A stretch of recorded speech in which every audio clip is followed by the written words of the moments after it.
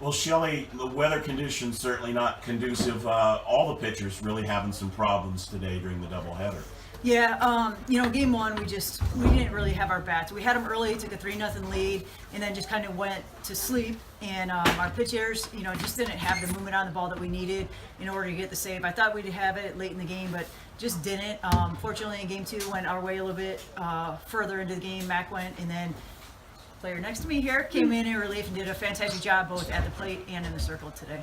And it was really a late inning effort from the offense in the second game as well. That's got to be tough as a coach, trying to be patient, I guess, a little bit, waiting for your offense to get to work. Yeah, that's the thing when we ended game one is she was struggling throwing the ball. And I felt like, inning 7, we jumped on the first pitch, and we didn't allow her to throw into the count. And going into game 2, I felt like we did a better job of making them throw the ball deeper in the count. Was it difficult to regroup from that first game, against a team lower in the standings than you are, but again, just trying to get things rolling for your squad? If you let it be a mental block, it can be. I walked out there and just said, we got to flush it. I mean, if we walk in here, take 3 out of 4, that's, the best that we can do right now. Forget that game and let's roll into game 4. Allie, you had a couple of big situations today, first in the circle and also at the plate. You've got to be pleased with coming up big in both spots. Yeah, I was pretty excited. In the circle, I just knew I had to hit my spots and let my defense do the work, and they did. It was good. What are you noticing about this team? How have you seen changes in the squad from early in the season to now? It seems as though the team is a more confident team.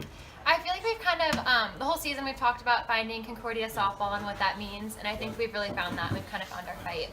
Shelley, what have you seen in that? I mean, you've been able to go with a more consistent lineup of late as well.